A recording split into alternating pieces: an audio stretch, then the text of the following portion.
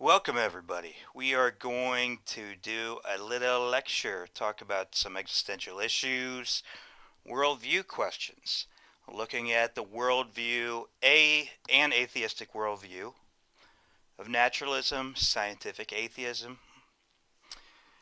As you may know, there are multiple atheistic worldviews, but this is kind of the best one that's most popular in the United States right now. Buddhism is technically an atheistic worldview, and so on. There's my face. I figure I'll just give you that instead of having my goofy mug in the corner while I babble on here. Alright, so basically we'll look at existentialism, what four issues can be the focus of existential philosophy, whether theistic or atheistic. We'll look at the basics of naturalism, scientific atheism, and then the rest of the article will be going over the William Lane Craig article because he showcases what various atheist and naturalistic philosophers have said in the last 150 years. And so we'll just follow that article and then leave the footnotes where you guys can look stuff up on your own at your leisure. Alrighty. So, those of you writing worldview papers, you may use material from this presentation. I would go to the original sources if you can, or at least to make it easier, citing and so on. So in our worldview papers, basically you're going to use quotes from at least 15 different philosophers in your paper. I want you to focus on the use of our textbooks, but also these random guys that we kind of pass through. So Jean-Paul Sartre, Albert Camus, Friedrich Nietzsche. This week, if you want to use Russell or whoever in here, if that helps you clarify your view, now you can use a quote from anyone, whether you agree, disagree, halfway agree, because using, Jimmy Bieber said XYZ, and I think he gets this right, I think he gets this wrong. So yes, you can use these guys to sharpen your own views. This is what we've seen in the history of philosophy, where we have philosophers who contrast their views to those in the past. All right. So existentialists, we exist. We care about these major questions in existence that have pestered humans for thousands of years or longer if we're older than that. All right, so death, your philosophy of death, your thanatology, Thanos death. What happens at death? Does it change how we live our lives? Is a secondary question. Okay, so if you believe in a loving personal God, or a judging God, or a karmic system, an impersonal karmic system that judges you somehow, and reincarnation is based on that, this might impact how you live your life. Many worldviews think thanatology has an impact on how we live. 2. Alienation and isolation. So this is something that people have puzzled about. Wait a minute, how can we feel alone even if we're in a big crowd of people at a Blink-182 show? Or how can I feel alienated and isolated when I'm with all my family members at Christmas or Hanukkah or a birthday party or whatever, picnic? So why can we feel alienated and isolated even when we have all this social media technology that unites us? We can know what everybody's doing. We have tons of friends in high school or acquaintances. So the question is, why in the world do we feel this alienation and isolation? So it's an important philosophical question for all of us to consider. Another existential issue, freedom and determinism. Do we have free will, or are all of our choices illusions, or some of them? And so this has bothered people for thousands of years. Also, meaning and purpose in life, which is going to be the focus of our question here, time here. Is there ultimate purpose or meaning to our lives, or is it just subjective, something we choose for ourselves? So there's no God, or there's no ultimate purpose or direction in history, where history is moving. Is there a loving God who cares about us and wants us to use our gifts and talents to spread the texture of the kingdom of God, love, beauty, truth, as Christians believe, or is it just subjective? We have to choose it ourselves. All right, here are the four horsemen: popular philosophical naturalists or scientific atheists,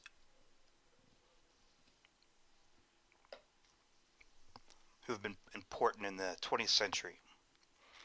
Christopher Hitchens, a guy who's acting cool down there, smoking. He doesn't smoke because he wants to look cool. He smokes because he is cool, if I could quote a friend. Above him is Richard Dawkins, who's a biologist. I personally you have to ignore most of his philosophy because he's just not trained in that. Carl Sagan on the top right is wonderful if you kids are too young, but I was raised in the 70s watching his Cosmos show, and I loved it as a kid. And there's some great episodes, so he will talk about the Milesian philosophers and pre-Socratics in a few videos and so on. Daniel Dennett, bottom right, he's my favorite. His books are great, and I think his stuff's worth reading to get a grip on naturalism. Now you have some other guys, Sam Harris, who did his undergrad in philosophy and then was a scientist after that. You have Alex Rosenberg, because unfortunately Hitchens has passed on. All right. Here's some other of my favorite naturalists. David Papineau is at the bottom, with yours truly, David Chalmers, who's in the middle picture, and then friend John Bickle at the top. So these guys are great too. Papineau at the bottom, his philosophical naturalism, his preface and chapter 1 are worth the price of the book. I think it was 1994 or something like that, and so on. But yeah, shoot me an email at peripateticphilosophy@gmail.com. I can give you guys some of their easier to more difficult stuff if you want to read it and see it. But yeah, always go to the horse's mouth when you're trying to understand a view.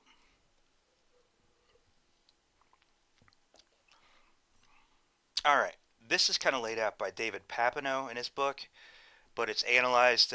Philosopher J.P. Moreland, www.jpmoreland.com, has done a great job. This is Moreland's take, analysis on trying to understand the naturalistic worldview. So he says, number one, an epistemological claim. So epistemology is the theory of knowledge, the philosophy of knowledge. So it starts with the claim, a theory of nature and the limits of knowledge. Science tells us what's real and what's not real. So usually there's some brand of empiricism, but also scientism, which we'll talk about in a minute. But scientism, there can be weak scientism and strong scientism, depending on what sciences you want to allow into the knowledge pool. Okay, what follows from one is, number two, the grand story, which is what science tells us about the universe and the creation story, about how everything came into existence. So this is described in the natural scientific terms: chemistry, physics, biology, and with a central role given to the atomic theory of matter and evolutionary biology. Atomic theory of matter, just you explain macro things by looking at the smallest parts. So we're trying to look at humans. We want to go to the smallest science, looking at the BBs, or the smallest science we can do. All right. So ultimately, if we can get everything down to chemistry and physics, the better. What follows from the grand story of Big Bang, evolutionary biology, is you have a metaphysical claim, which is typically for most naturalists a physicalist view of reality, which says basically if everything that exists is physical, made of matter and energy, or else it depends necessarily on the physical for its emergence or supervenience and continued existence. So we won't necessarily fool around with that. If we get into philosophy of mind or some philosophy of science, we'll talk about some of those things, but basically everything is just matter and energy. So humans are going to be matter and energy because of the commitments to the grand story, evolutionary biology, and so on. All right, this is going to form a certain box, which if something exists, it's got to be able to fit within these three claims. So demons and witches and X-Men, when they manipulate, break the laws of physics, they're not going to fit into this box. So sorry, Dr. Strange, you are excluded. You cannot exist, and your powers do not exist. The world. All right. Harry Potter can't exist. All right. This magic stuff, Dumbledore, we got to throw you to the side, and so on. All right. Wilfrid Sellers, who had a big impact on a former professor of mine, Christopher Gauker, University of Cincinnati, he said this: in the dimension of describing and explaining the world, science is the measure of all things, of what is, that it is, and of what is not, that it is not. So basically, scientism. If we're going to know something, it's got to come from the sciences, not from the medium next door who's playing with a crystal ball, not with some of these even evolutionary psychologists or social psychologists or and so on.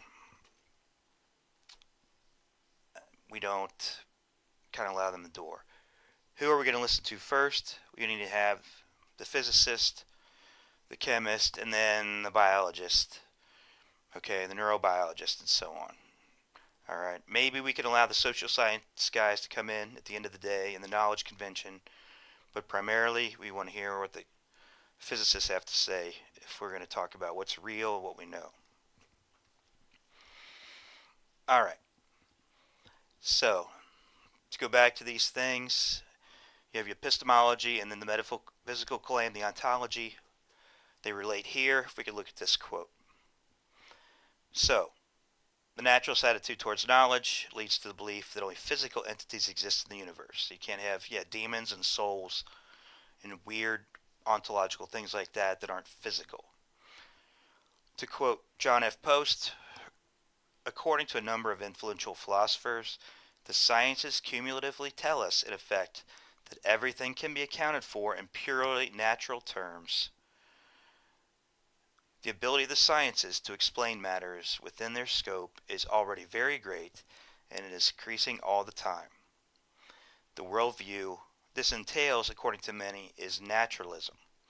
Everything is a collection of entities of the sort the sciences are about, and all truth is determined ultimately by the truths about these basic scientific entities, the ontological commitment. All right. So famously, not famously, my buddy said once, a former professor, he said, if it's not in Cell magazine, it doesn't exist. Okay? All right. Anybody know the famous naturalist Carl Sagan and his show Cosmos? I love his little clip, the pale blue dot. So look that up on YouTube. Check it out. So yeah, he and his wife Ann Druyan, whom I met at a lecture at UCLA years ago, and had a conversation with, and had to help people in the audience. People in the audience didn't understand her worldview of naturalism.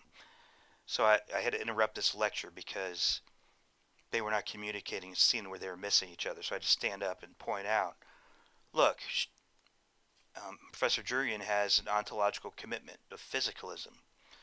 So when this lady asked her, why don't you study demons and ghosts? she already knows from the get-go those things do not exist.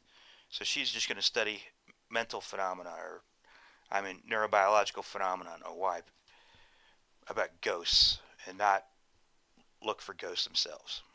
All right. The New Cosmos with Dr. Tyson, and he dismisses philosophy in one of those shows, which is interesting.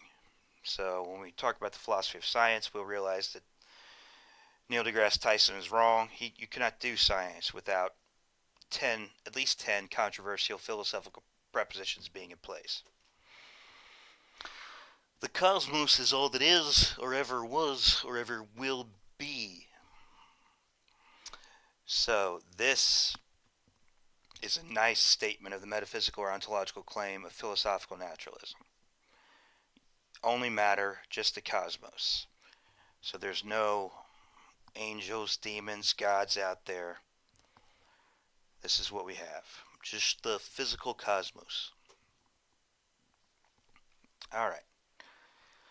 Let's read William Lyon's quote here. He says, "Physicalism seems to be in tune with the scientific materialism of the 20th century because it is a harmonic of the general theme that all there is in the universe is matter and energy and motion, and that humans are a product of the evolution of species just as much as buffaloes and beavers are. Evolution is a seamless garment with no holes wherein souls might be inserted from above." All right, that's an interesting comment because some Christian thinkers I know, colleagues, they actually think that God used evolution to create human bodies. But Richard Swinburne, one Christian philosopher, believes God inserted souls at some point in evolutionary history into the bodies of organisms. Or he programmed the world so that souls just emerged, supervened on brains once they got to a certain degree of complexity. That's just a side point, but it points to one problem naturalists have if the arguments for non-physical minds or souls are substantial. Atheistic Darwinism cannot explain where some weird thing like a soul would show up. Remember, souls don't really fit into this box of naturalism. These three constraints. All right. So, nobody agrees completely with anybody else, ever. So we're just going to look at some general things that many naturalists or some atheists have said, these implications of no God for a worldview. All right, so now is when we're going to kind of dip into William Lane Craig's article. We used to teach at Houston Baptist University together. He's my old teacher at Biola University's Talbot School of Theology and grad school. But, so yeah, you can go online, look at this, and skip the rest of this presentation if you want. Friedrich Nietzsche, who lived in the last half of the 19th century. You can go online, just Google it to read the Parable of the Madman. If you click on this video from the PowerPoint, you can see Ravi Zacharias reading this. I love Ravi's voice. Ravi Zacharias, rzim.org, is a great storyteller, so go to YouTube, look up Parable of the Madman, Ravi Zacharias, and listen to him instead of listening to me. Read it. This is in the middle of, I'm just going to read a little bit of it. "The madman jumped into their midst and pierced them with his eyes. 'Whither is God?' he cried. 'I will tell you. We have killed him, you and I. All of us are his murderers. But how did we do this? How could we drink up the sea? Who gave us this sponge to wipe away the entire horizon? What were we doing when we unchained the earth from its sun? Whither is it moving now? Whither are we moving? Away from all suns? Are we not plunging continually backward, sideward, forward, in all directions? Is there still any up and down? Are we not straying, as through an infinite nothing? Do we not feel the breath of empty space? Has it not become colder? Is not night continually closing in on us? Do we not need to light lanterns in the morning? Do we hear nothing as yet of the noise of the grave diggers who are burying God? Do we smell nothing as yet of the divine decomposition? Gods too decompose. God is dead. God remains dead, and we have killed him. Now, Nietzsche's project in The Parallel World of the Madman, as I read it, is that he's trying to get atheists to be consistent. If you get rid of God out of European culture, you're going to have to change a lot of things in your worldview. Because, as Nietzsche's going to criticize a lot of other philosophers, they sneak in all these views that only make sense if Christianity is true. Like, if humans are made in God's image, like the Declaration of Independence, that humans have individual rights, inalienable rights that come from God. So Nietzsche's going to say, hey, listen, if you get rid of God, the American philosophy doesn't make much sense. We have unchained the earth from the sun. So, we have this problem about being consistent. If you get rid of God, you got to get rid of everything that God explains and that atheism does not explain. I love this book. Daniel Dennett does the same thing. He kind of gives a Nietzschean perspective, saying, hey, guys, if Darwin is right and there is no God, and Darwinism, neo-Darwinism is what explains everything about human beings, there's a lot of things that human believes in and things exist in human culture that are not real. They're not true. They're false beliefs or fictions. We got to throw them out if we're going to be consistent naturalists. So, Dennett says this: Darwinism serves as a universal acid. It eats away just about every traditional concept and leaves in its wake a revolutionized worldview. So a few of the things he's going to get rid of, Darwin, is purpose, teleology, goal-directedness in life. Okay? Natures, function, dysfunction, free will. All these things vanish if this stuff is right. The grand story, evolutionary biology, atheist, and the metaphysical claim, we're just made of matter. Remember, this is the box. So guess what? Purposes, teleology, goal-directedness, natures, a way humans ought to be, free will, even love and things like that. These have to be reduced and explained within these three things: the epistemology, the grand story, and the metaphysical claim of physicalism. So that's what Dennett does, is trying to say, hey, guys, things have to fit in Darwin's box that he's made for us. This is Darwin's dangerous idea. It's a universal acid, and anything outside of the box of naturalism is eaten by this acid. We have to throw it away. So, for example, one thing, Plato and Aristotle, they believed in a rich worldview where there were souls, there's teleology, purposes, and nature, and human beings. Darwin eliminated these purposes from nature. I'll expand upon it in a second. This is his dangerous idea, because Darwinian evolution, atheistic evolution, is just a physical process of matter rearranging to make more physical objects. To quote John Searle, he says, humans are just clouds of particles moving in fields of force. And that's, I think it's in Rediscovering of the Mind. Alright, so to quickly touch on Aristotle. He appealed to four causes to explain things: material causes, efficient causes, formal and final causes. So basically, material and efficient causes are roughly our chemistry and physics today. Formal and final causes appeal to natures, so a human nature, an oak tree nature, a bluegill nature. There's certain ways that these organisms have to exist according to their kind.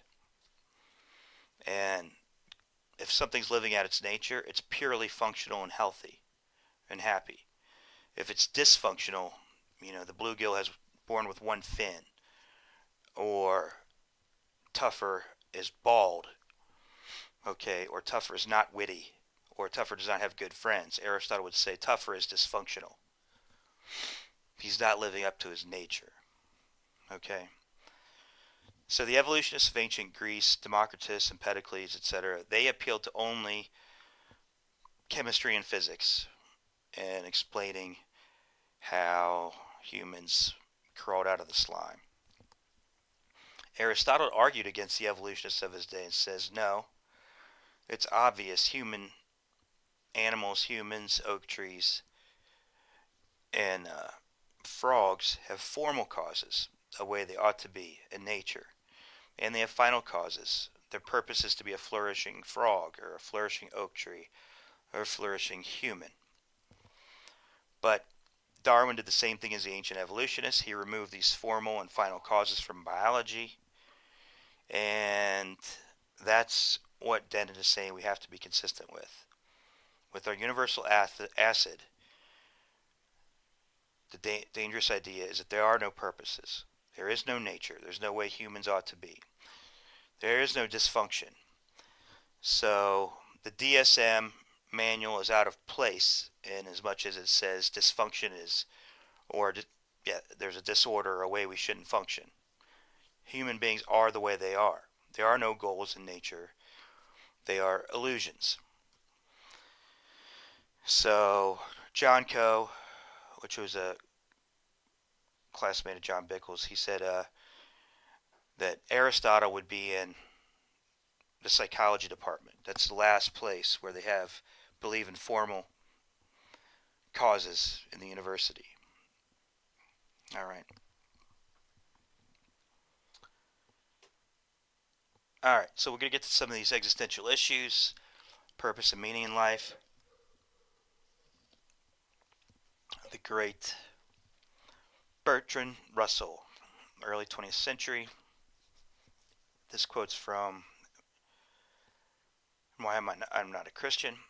Quote, "That man is the product of causes which had no provision of the end they were achieving, that his origin, his growth, his hopes, his fears, his loves and his beliefs are but the outcome of accidental collocations of atoms, that no fire, no heroism, no intensity of thought and feeling can preserve an individual life beyond the grave, that all the labors of the ages, all the devotion, all the inspiration, all the noonday brightness of human genius are destined to extinction in the fast death of the solar system, that the whole temple of man's achievement must inevitably be buried beneath the debris of a universe in ruins.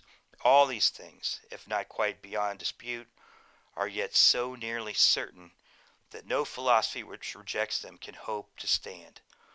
Only within the scaffolding of these truths, only on the firm foundation of unyielding despair, can the soul's habitation henceforth be safely built."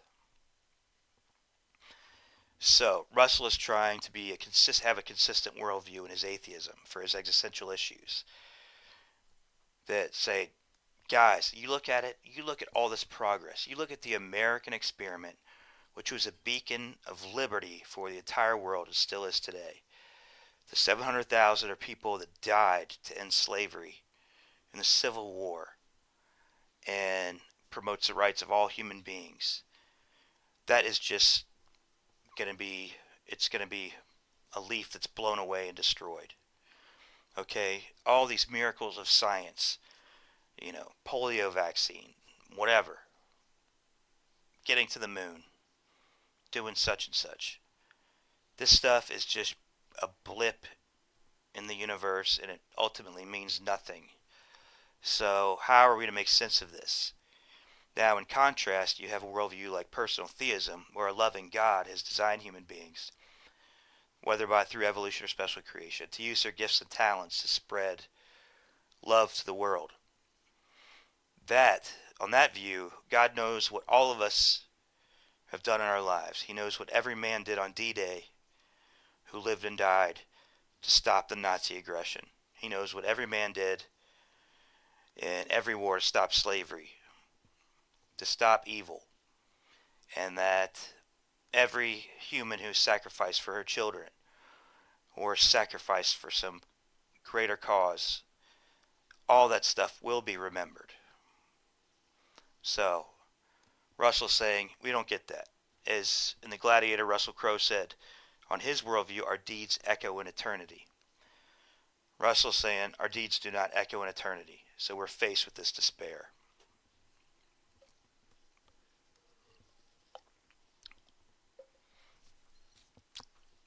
Scientist Stephen Jay Gould, evolutionist, he said this, quote, we are here because one odd group of fishes had a peculiar fin anatomy that could transform into legs for terrestrial creatures, because the earth never froze entirely during an ice age, because a small and tenuous species arising in Africa 250,000 years ago has managed so far to survive by hook and by crook.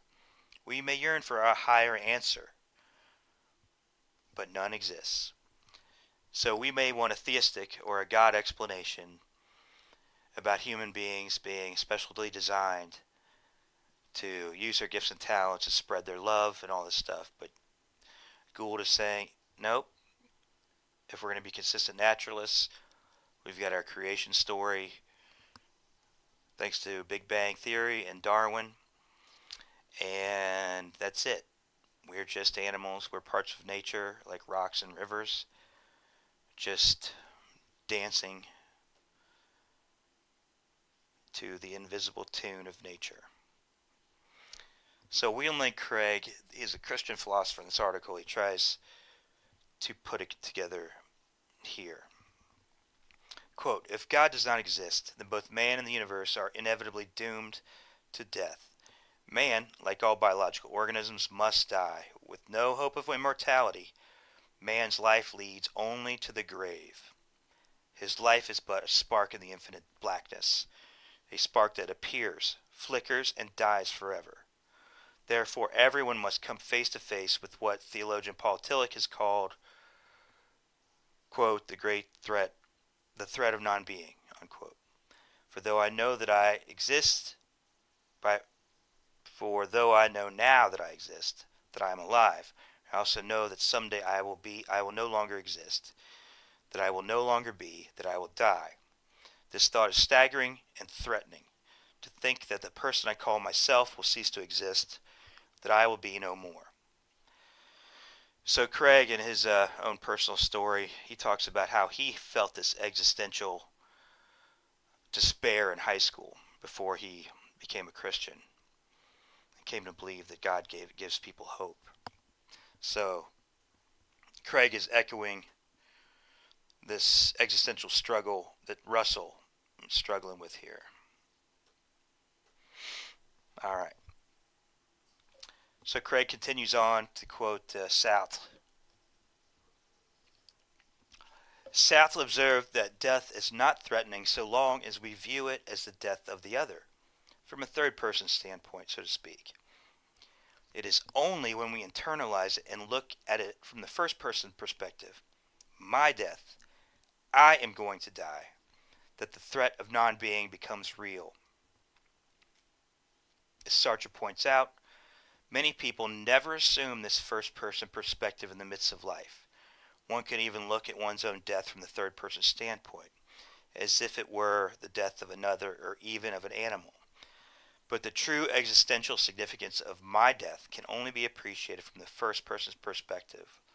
As I realize that I am going to die and forever cease to exist, my life is just a momentary transition out of oblivion into oblivion. All right, so Sartre is saying we can live our life and shove everything in it, sex, drugs, rock and roll to distract us, and think and see other people die. But until you actually really sit down and think about your own death, you're not going to believe it. So John Coe taught a class in Existentialism, Kierkegaard, and other guys. He had us do this existential thought experiment. He had us go home and try to find a way we could imagine how we would die. For me personally, it's driving off a cliff in California where I was living at the time. So I could easily imagine, oh wow, there's a couple spots where the guardrail, I would go right through it and plunge to my death, Thelma and Louise style, you know, Foo Fighter style, Long Road to Ruin in that video. All right. So for me, I went home and I imagined myself dying over and over again, and just to try to get the existential import of dying. Now, some of you guys, yourselves or others, have had near-death experiences. So that existential impact is closer to home to you. So you don't need to even fool with this existential experiment. But anyway, bring this up on the discussion board. Is Sartre right? I mean, have you really thought about your own death and what happens to all your hopes and dreams and everything? By the way, I love these videos. BBC did a documentary, Human All Too Human, on Nietzsche, Heidegger, and Sartre. So I would definitely try to someday look at the Nietzsche and Sartre documentaries. Just go to YouTube and different people have them up. But there you really see the struggle of Marx. I'm sorry, not Marx, Sartre, because he was a Marxist, but yet he's a subjectivist, and he's like, wait a minute, how can I think Marxism is true for everybody when everybody creates their own morality based on their own beliefs? So it really haunted Sartre, sorry. All right. There's Charles Darwin. Where are we going? If naturalism is true, there is no God. Consider the view now held by most physicists, namely that the sun, with all the planets, will in time grow too old for life, unless indeed some great body dashes into the sun, and thus gives it fresh life. Believing as I do that man in the distant future will be a far more perfect creature than he is now, it is an intolerable thought that he and all other sentient beings are doomed to complete annihilation after such long continued slow progress. So for naturalists, we can look at the wonders of evolution. Look at human beings and what they produce. And guess what? This is just a blip in the universe, and human beings are going to be destroyed. And all this wonderful biological work will just be in the toilet of the universe.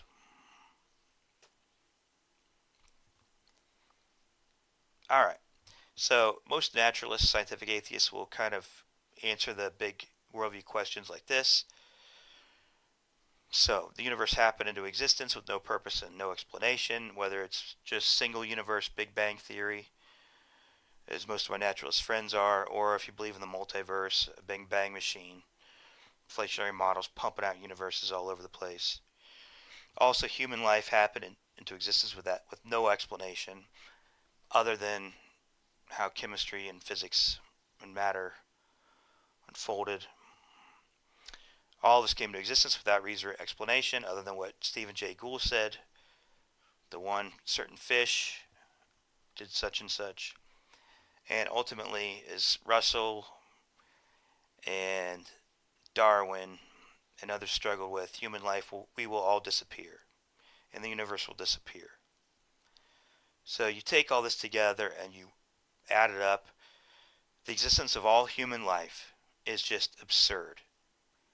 Our own human individual lives are just absurd. Alright? There's just no meaning, no ultimate meaning to anything. Little parts of this universe might have their ideas. This ant on this anthill might have an idea of his purpose in life, and a bunch of ants might have their Normandy invasion of another anthill. But you know what? You just kick the anthill away. Humans are just ants, and it means nothing in the ultimate scheme of things. It's just absurd. So we can sing our songs and weep at the national anthem and think about how great this country is. After the Civil War, that we got rid of slavery. Abraham Lincoln, Reverend Martin Luther King Jr. can celebrate the Declaration of Independence. But that Declaration of Independence is just what one ant scribbled in the ground. And then the universe where that little scribble was made will just vanish someday. It meant nothing, ultimately.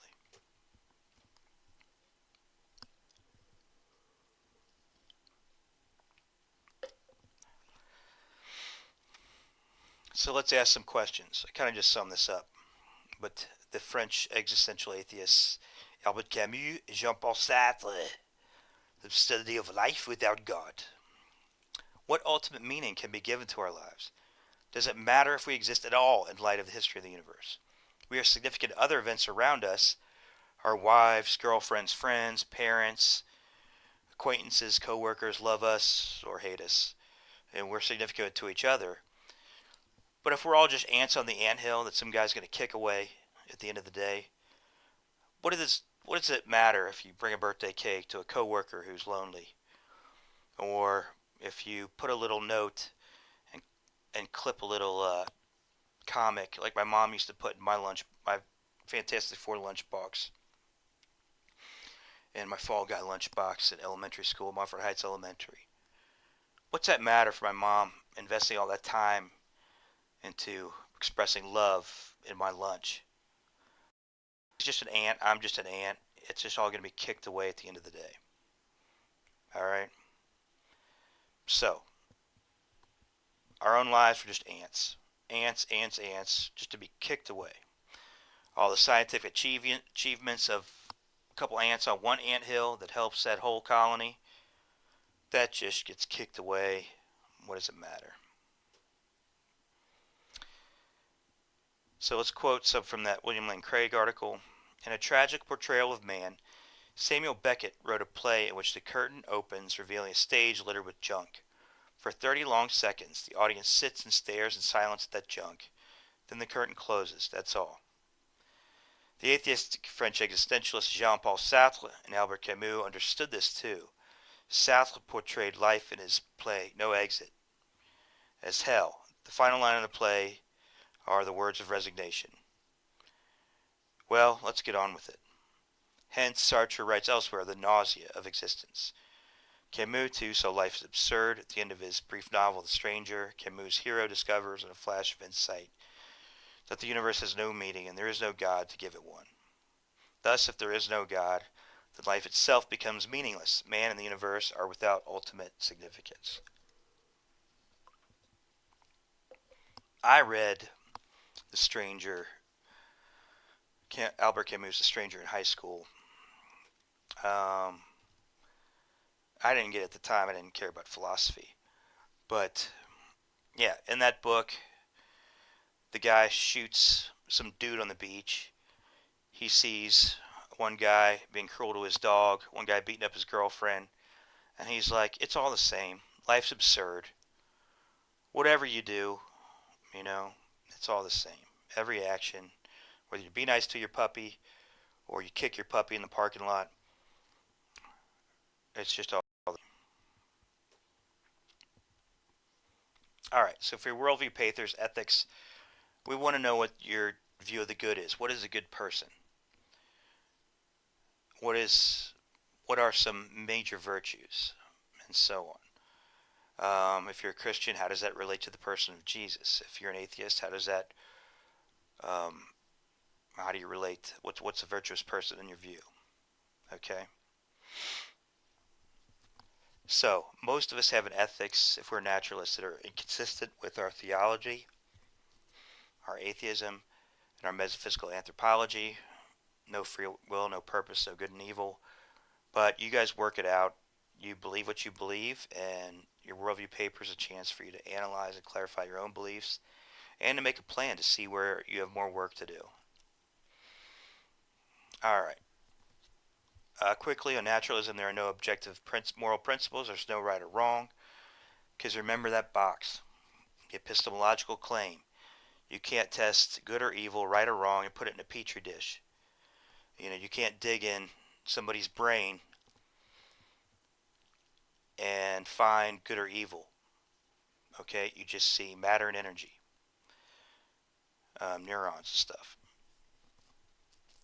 So, right and wrong, good or evil, these things are just, usually for most naturalists, going to be preferences. We don't like murder. We don't like bullies. But whether it's right or wrong, humans are just puppets of nature, so it's hard to make sense of that stuff. So that's Darwin's universal acid eats away our belief in right and wrong, good and evil, and we just have our preferences. We don't like slavery. Okay. So J.L. Mackie wrote this in his 1977 work, quote, moral properties like good, evil, right, and wrong constitute so odd a cluster of properties and relations that they are most unlikely to have arisen in the ordinary course of events without an all-powerful God to create them. So J.L. Mackie is showing his commitment to that box, the epistemology of the sciences, scientism, the grand story of Darwinian evolution, and the metaphysics of physicalism. So in physicalism, you only have physical properties, all right? Charge, mass, hardness, velocity. You don't talk about good or bad in the neurobiology lab, as I just mentioned. All right, email me or post in the discussion board if you have questions. So let's quote some Sartre. If God does not exist, as Nietzsche said, ethics need to be radically modified. If God does not exist, we find no values or commands to turn to which legitimize our conduct. So in the bright realm of values, we have no excuse behind us, nor justification before us. We are alone with no excuses. So if we're trying to decide to be a slave owner or fight, join the abolitionists, and help the Underground Railroad rescue slaves from Kentucky across the Ohio River and in Cincinnati in Ohio, it's up to you to choose. You know, slavery is either right or wrong, all right? Sartre's solution, though, is his view of authentic existence. Choose your values and your own morality. The only absolute for Sartre is our free will, which other atheists and naturalists will argue that that's inconsistent. He can't believe in free will if Darwin's right. So it doesn't matter what you choose. The important thing is that you choose it versus your parents or a teacher or a friend or your spouse or a brother or sister. You have to choose that thing in your life. So you choose to be a slave owner or an abolitionist. It doesn't matter. There's no right or wrong. You choose it. Okay? So his example was during World War II, do you choose to fight with Charles de Gaulle and the French resistance? Or do you choose to stay home and take care of your mother and enjoy living in Vichy France under Nazi occupation? Doesn't matter. You choose. Take care of your mom or whatever. So this is pretty hard to swallow when we when we go to Normandy, look at the D-Day invasion. We look at all the sacrifices in the Civil War, all those hundreds of thousands of men who died.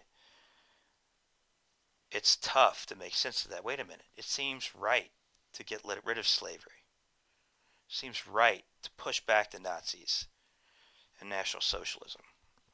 But Sartre's like, you know what? There's no right or wrong if we don't have a God, the true, the good, and the beautiful, as Plato said, to guide us.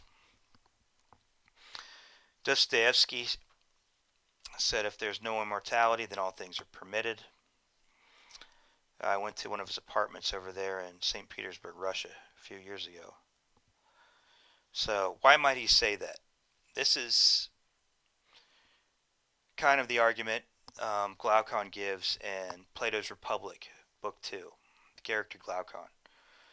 If there's no good or accountability, there's no law of karma, and we have enough power or we're too smooth, we can get away with something. So if we're a child and we're smooth enough to steal a cookie from the cookie jar, or we're a teenager, we can steal mom and dad's car and then have it back by morning. You know what? Why not do it if we're that powerful? Or if you're a dictator like Saddam Hussein and you want to do whatever you want, if it's horrible evils. Or Jeffrey Dahmer, who said, yeah, if there's no afterlife, no God, law of karma, and I'm powerful enough to evade the law, why shouldn't I do things that make me happy? There's no right or wrong in the world. Just because society says, do this, don't do that, Louie. That's just their preferences. There's no right or wrong, good or evil in the world. We're all puppets of nature. So I'm just an ant on an anthill, but going to be kicked away in a few days. Why the heck don't I do what I want? Eat my neighbor's food. Or kiss my neighbor's husband or whatever. Atheist Kai Nielsen said this, Ethics Without God. Quote, we have not been able to show that reason requires a moral point of view or that all really rational persons should not be individual egoists or classic amoralists. Reason does not decide here. The picture I have painted for you is not a pleasant one. Reflection on it depresses me. Pure practical reason, even with a good knowledge of the facts, will not take you to morality. Alright. Michael Roos, scientific atheist, he talks about the implications of naturalistic evolution for ethics. Quote, morality is a biological adaptation. That means the product of natural selection. So you have a trait that appears, and if it has some kind of survival value, then that trait's selected and passed on to future generations. Morality is a biological adaptation, no less than our hands and feet and teeth. Considered as a rationally justifiable set of claims about an objective something, ethics is illusory. I appreciate that when somebody says, love thy neighbor as thyself, they think they are referring above and beyond themselves. Nevertheless, such reference is truly without foundation. Morality is just an aid to survival and reproduction, and any deeper meaning is illusory. So good and evil, right and wrong don't exist. They're just preferences, and that humans that had the preference to not like murder or to take care of your kids instead of barbecuing them, that's why that belief or inclination or preference survived, had survival value.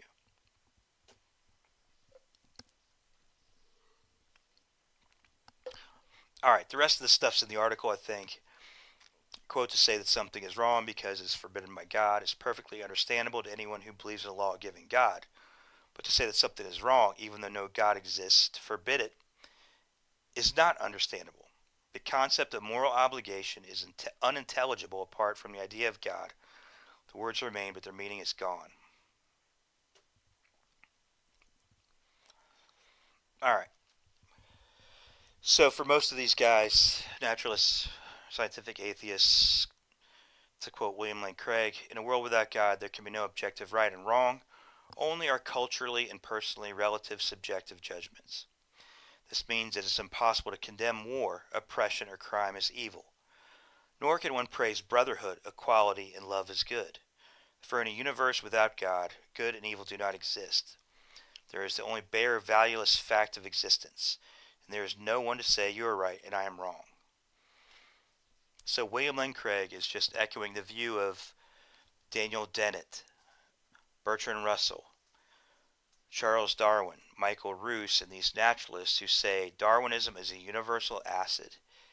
It eats away everything that does not fit into the box of the three claims of naturalism: epistemology of scientism, the grand story of Big Bang Theory and naturalistic evolution, and the metaphysical view that everything is just matter and energy. So good and evil, you don't find those in a physics and chemistry lab. Alright? That's why these guys say this. But guess what? Nietzsche says, wait a minute. All our society is built on heroism. We respect courage. We respect, the American experiment of liberty in the world. But you know what? No. That stuff doesn't exist. Good and evil, right and wrong don't exist. So Darwin's universal acid, the Declaration of Independence, is just as natural as rain. Slavery is just as natural as non-slavery. Every action of human beings is as natural as a river flowing over some rocks, creating rapids. The moral argument video, Can You Be Good Without God? This is... You can watch that on YouTube. That and the meaning and significance one is good for showing, even if you disagree with the theistic implications of this stuff, you can at least see the Dr. Craig videos are good for showing the naturalist view that we've talked about.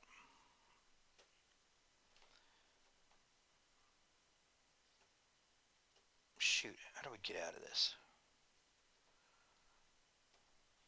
Alright. King Solomon, Ecclesiastes 3:19 and 20. Surely the fate of human beings is like that of the animals. The same fate awaits them both. As one dies, so dies the other. All have the same breath. Humans have no advantage over animals. Everything is meaningless. All go to the same place. All come from dust. To dust all return. Vanity of vanities. All life is vanity. So, King Solomon was an existentialist. He's worried about this problem of the absurdity of life, if there is no God. Okay? Dust to dust. So, bust out your Ecclesiastes. See this. Socrates. Alright. For your worldview papers, what are the if you're a naturalist, what are the worldview implications? So in your conclusion and in your different sections, you're going to talk about how consistent your worldview is. So many students who are naturalists are going to be like, you know what, I don't believe in a God, I believe in Darwinian evolution, but guess what, I believe in free will and good and evil and purpose in life. That's over and above what I believe. Now, your fellow naturalist philosophers are going to say, wait a minute, you got to keep in mind to have a consistent worldview, your epistemology of scientism, your grand story of Big Bang Theory and Darwinian evolution, and your metaphysics of physicalism. If it doesn't fit in that box, the universal acid is going to eat it away. Nietzsche's going to say you can't help yourself to these things that only fit on the worldview of personal theism or Christianity or whatever. All right. So, do we help ourselves to things in our worldview that only make sense if Socrates is right or Nietzsche's right that God exists and there's life after death? All right. We mentioned this already. So, you be the judge. If there's no basis for ethics, as many of these atheist naturalists believe, can we be consistent in pursuing our own view of the good? And William Lane Craig, as a section of the paper you might want to look at, is the worldview of atheism unlivable? And there he'll quote, well, Camus, does this make sense? We must honestly recognize life's absurdity and then live in love for one another. So, is this consistent? Professor Camus.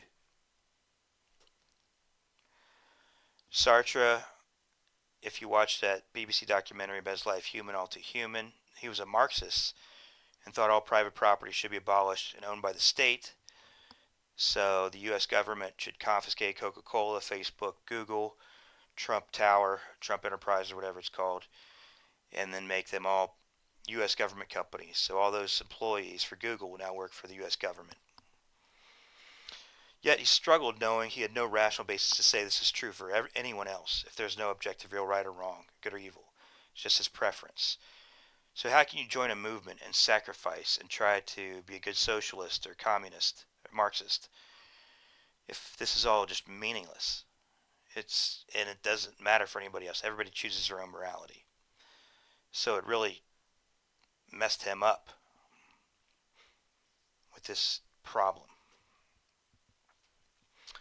So yeah, without God we should be beyond good and evil. So Nietzsche wasn't consistent in his personal life. He condemned Richard Wagner, Flight of the Valkyries composer, for his anti-Semitism and broke off their friendship. And he was accused of being inconsistent. You can't say we must live beyond good and evil and say there is evil. That's wrong to be an anti-Semite. Richard Warmbrand mentions this.